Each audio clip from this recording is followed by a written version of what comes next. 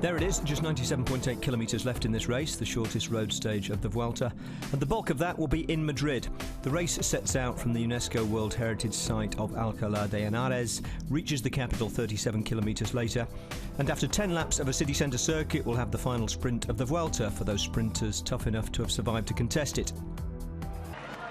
There is Fabio Aru crossing the line and winning the Vuelta. Never mind the rest. This is Aru's moment, his race, his first Grand Tour. The Vuelta a España goes to Fabio Aru. Hello, it's the 21st and final stage of the 2015 Vuelta, a contest that was in the balance right up until the last day in the mountains yesterday. Not bad for a race that began as an official non-event.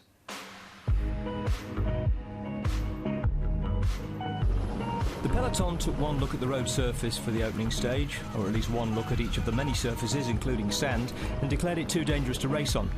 The compromise was a team time trial with no times recorded for individual riders, a stage of no consequence, unlike stage 2. Oh, there's a big crash on this wide road. Now there's a couple of Astana riders down. The most high-profile victim of the second-day crash was Vincenzo Nibali, who recorded the fastest-ever Strava segment for this stretch of road as he chased back on by the simple expedient of attaching himself to the outside of the team car. Look at that, wow. Unfortunate for him, there's a helicopter right overhead. Wow isn't quite how the commissaires put it. They kicked Nibali off the race, while up at the front new stars were establishing themselves. Esteban Chavez won the stage, the red jersey and the role of international ambassador for the Colombian dental industry.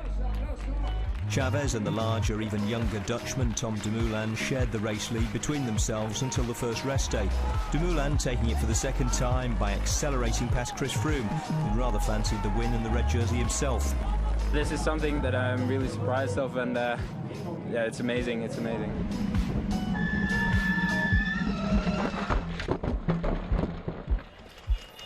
Some riders didn't make it to the rest day. Stage 8 had brought another big crash in the peloton, and what must have felt to Peter Sagan at the time like an attempted assassination.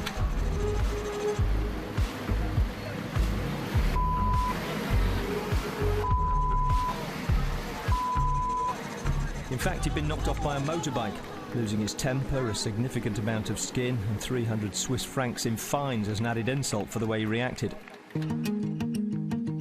Stage 11 in Andorra was the biggest climbing day the Vuelta had seen for decades. 5 massive mountains, up which Chris Froome had to ride with a broken foot after crashing in the first few kilometres.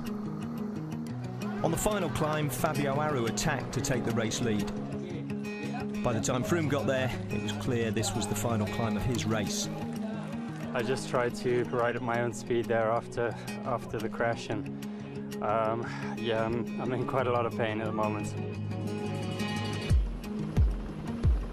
On stage 15, Joaquim Rodriguez took a mountain-top stage win, and the next day he took the red jersey from Aru by a single second.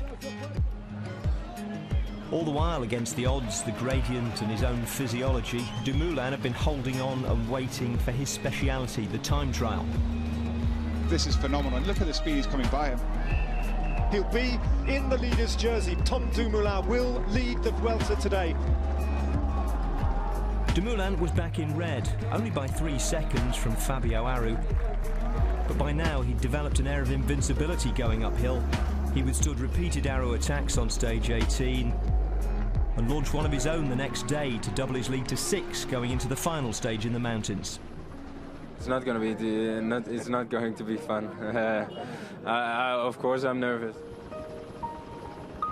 On a race that's built its reputation on steep summit finishes, it was the penultimate climb of a day that finished on the flat that proved decisive. Fabio Aru attacked, and for once Dumoulin couldn't follow, but once was all it took. And Tom Dumoulin, well, his Vuelta is definitively over. So here's the general classification coming into, and barring the odd time adjustment, going out of the Vuelta's final stage. Fabio Aru has the race won by 1:17 from Joaquim Rodriguez, with Rafael Majka on the 3rd step of the podium. Nairo Quintana is 4th, Esteban Chavez 5th, and Tom Dumoulin, who'd never been lower than 4th in this race from the start, slips to 6th. Alejandro Valverde, Mikel Nieve, Danny Moreno and Louis Meintjes round out the top 10.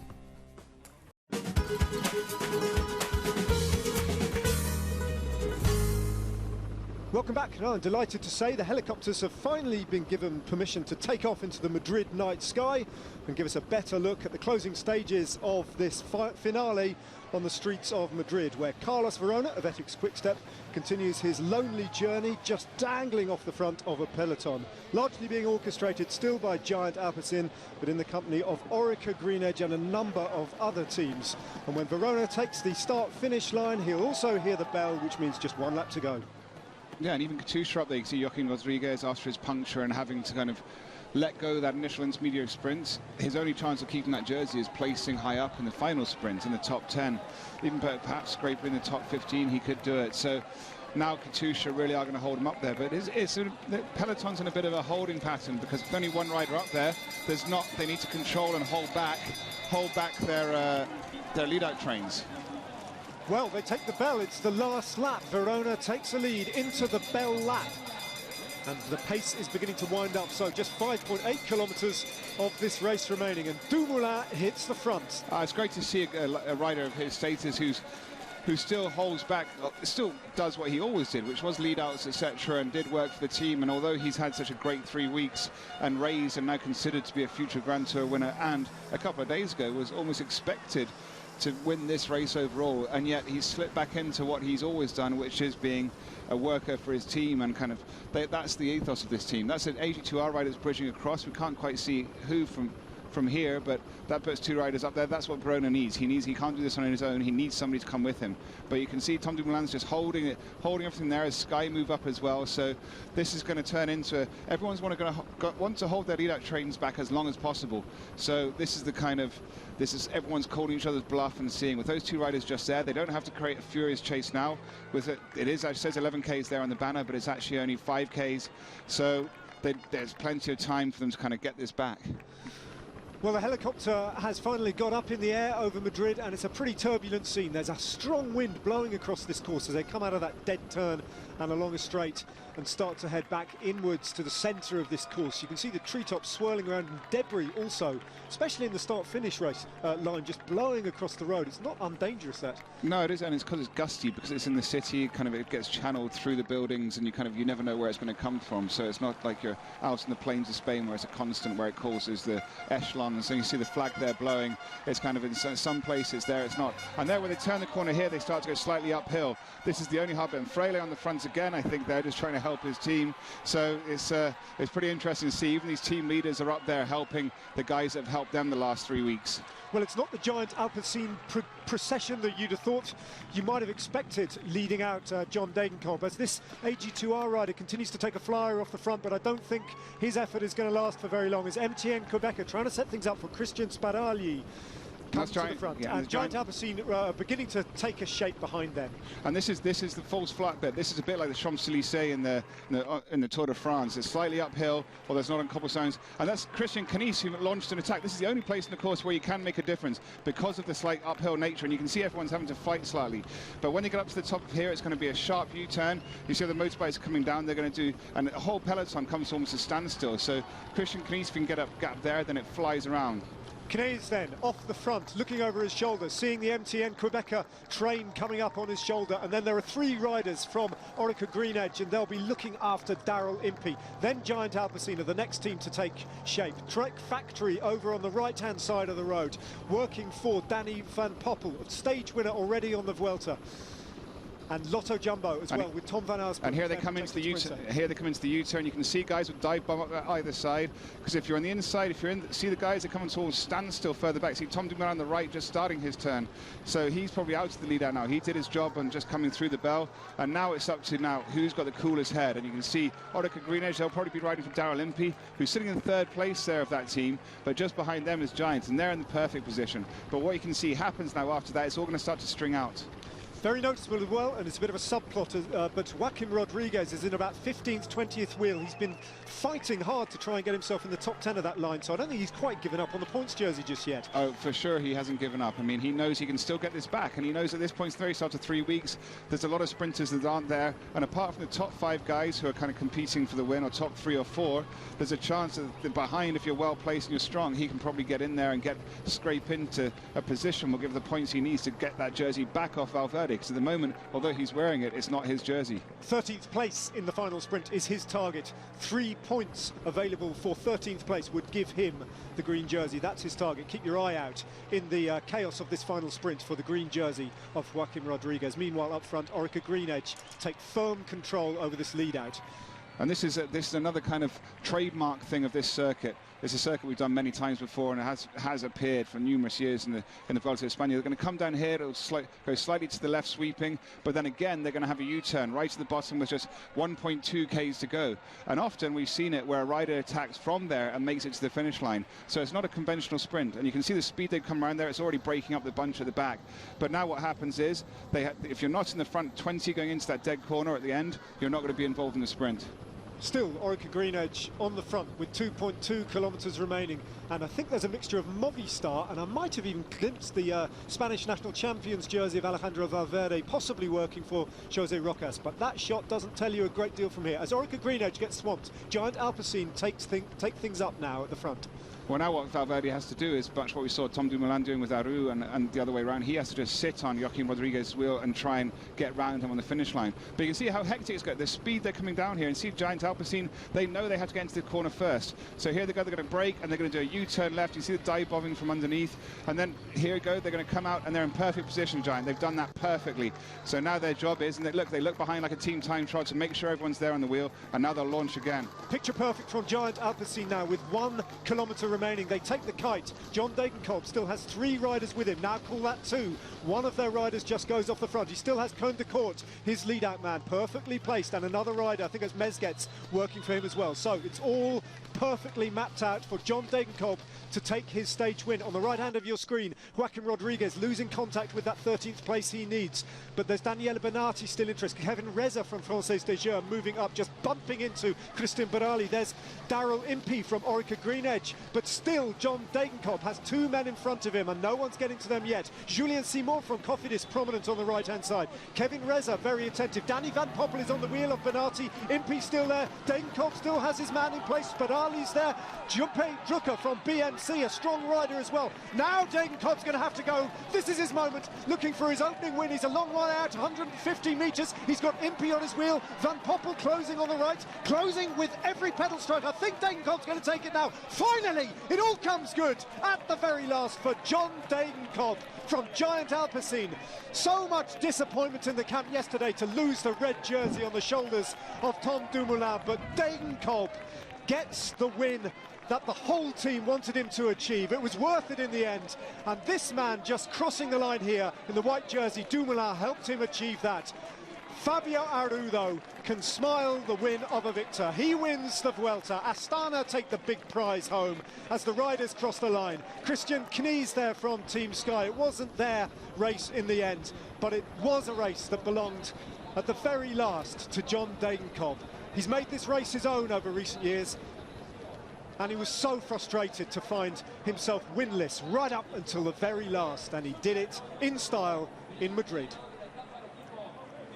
So you can see John Degenkolb's had the perfect lead out. You can see how strong he is. It's a slightly false flat sprint, and that's where he's at his best. And Daryl Impey couldn't even hold the wheel. And then you see he's even putting distance into Van Poppel. This is him at his best. And you can see just like he's got that slightly bouncy style. It's perhaps not the best. It's not like Mark Cavendish, who is all tucked down and very aerodynamic. The team did nail that. John Degenkolb letting out all the frustration of his Vuelta in one big cry of joy as he crossed the line and took the win in Madrid. Fabio Aru, well, what an impact he has made. No longer a name on the fringes, no longer a name for the future. He's a name for the here and now, with a Palmares that shines. Won 2nd place in the Giro and the win on the Vuelta. Aru is amongst the very, very best in the world. And will we see him take to the roads of France next year and have his first attempt to win the biggest prize of all, the Tour de France? Who would bet against it? OK, let's start the final roundup where we always do with the stage result. Degenkolb, Van Poppel, Drucker was the 1-2-3. Joaquim Rodriguez did not get up with the sprinters in the point-scoring places and so conceded the green jersey to Alejandro Valverde. In fact, Valverde got close to extending his lead, just missing out on the first 15. He and the rest of the top 10 overall finished in the main field on the same time, all except the winner. Fabio Aru's decision to hang back and finish in formation with his team cost him 20 seconds. Well, up until yesterday, the giant Alpecin squad must have been entertaining visions of Tom Dumoulin leading out John Degenkolb on the final stage, like Bradley Wiggins did with Mark Cavendish on the Champs-Élysées in the 2012 Tour. It didn't work out that way, but it did belatedly work out for Degenkolb.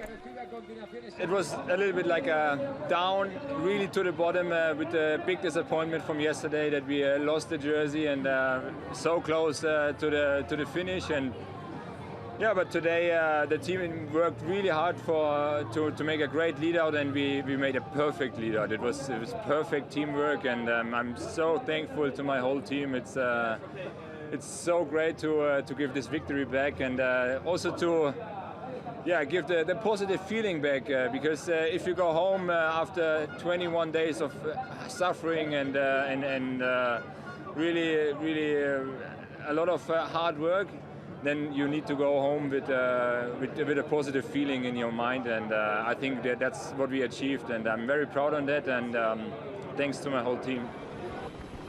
The race organisers made sure Dumoulin did make a podium appearance. They gave him the prize for most combative rider, otherwise known as the Please Come Back and Contest the General Classification Again Next Year award. Tom, so it's over and you are now a bona fide GC contender. What do you think about that? First of all, I'm really happy to have ended it with a high note with the team, and I was really feeling bad today, but I really Degenkolb, he really pushed so hard the last weeks to always help me, and he went really a few times even over his limit to stay with me, and I had to do something today for him, and I'm really happy that he won and he deserved this win. And about your question, GC, it's apparently something I can do in the future. Omar Fraile was the first of the jersey winners to know that he'd won, so he could relax and enjoy the last few stages.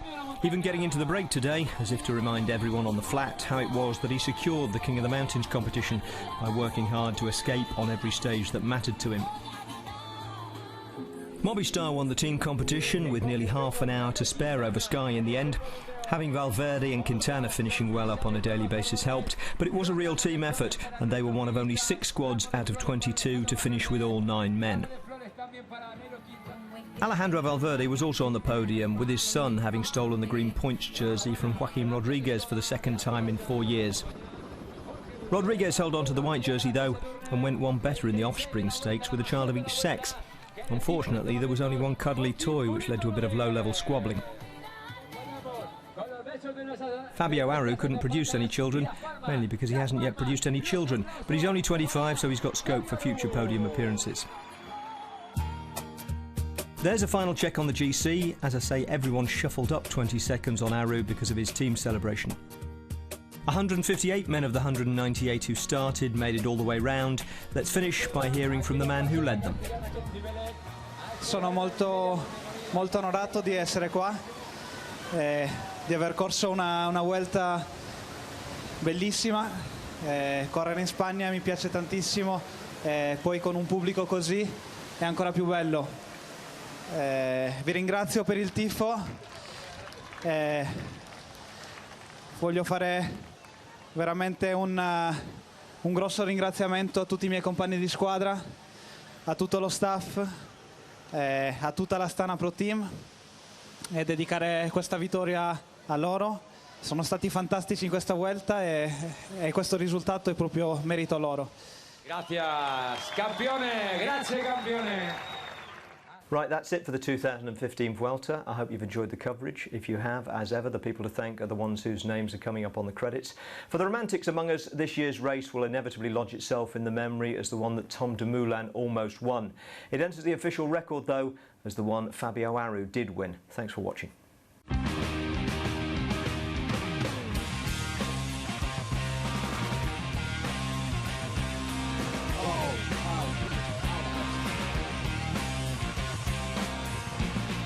It's very far away. It takes about a travel by dragonfly.